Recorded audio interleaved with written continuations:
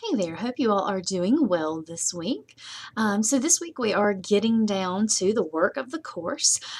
We will be working on learning APA style, and you will be beginning work on your comparative essay.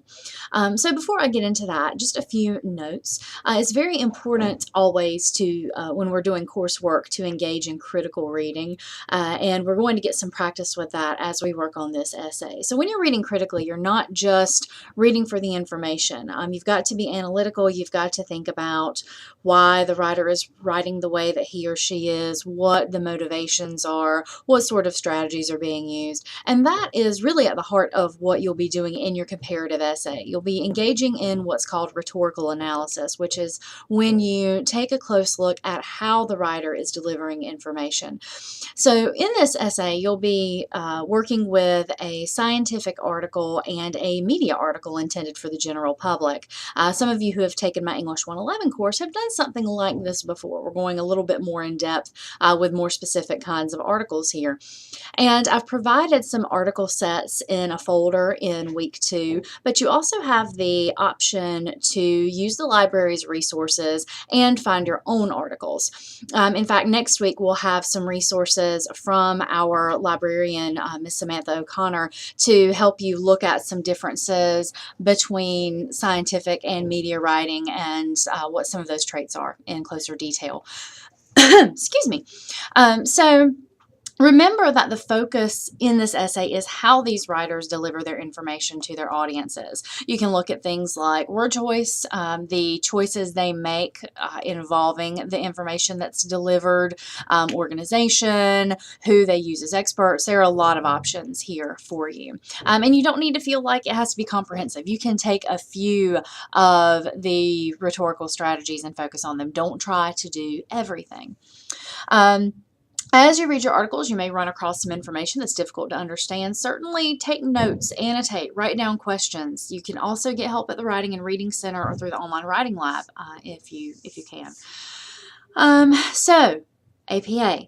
I know that you all come in knowing a lot about MLA formatting. We're focusing on APA for the first 2 sections of this course, and then when we get to our humanities section in November, we'll do a little refresher on MLA. So don't worry, we'll get back to comfortable ground.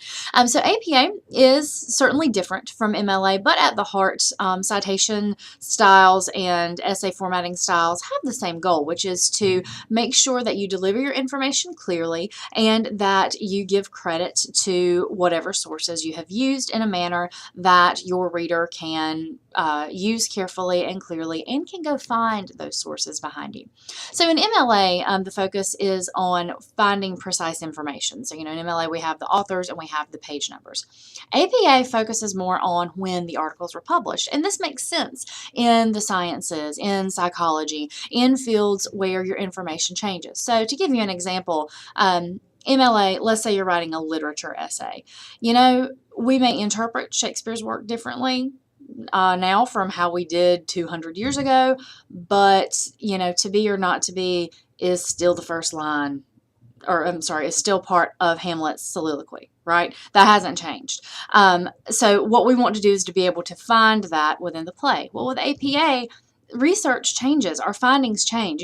Our understanding of medicine is very different now from what it was 100 years ago, right? So if we're reading about infection, it matters when that is published, right? If we are reading about a scientific finding that goes against something that was found a year ago or 5 years ago, it matters when that's published. So you'll notice that in APA, whenever an author or article is introduced, the year will be included in parentheses after it's introduced, and in the citation in the text, you're going to have the author's last name, the year, and the page number.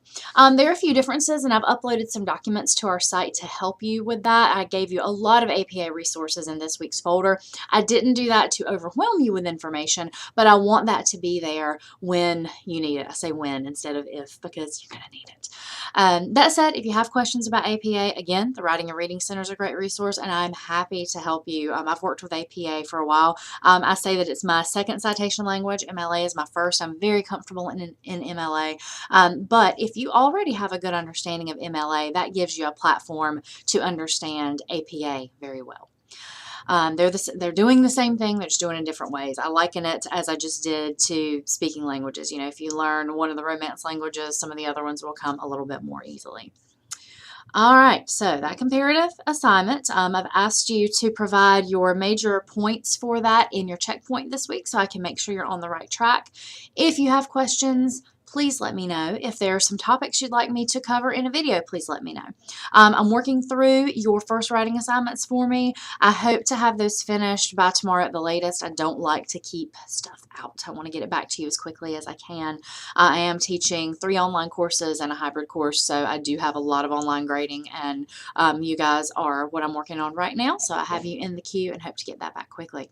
All right, all that said, have a great week. If you have questions, please let me know, and I look forward to seeing what you all come up with this week. Take care.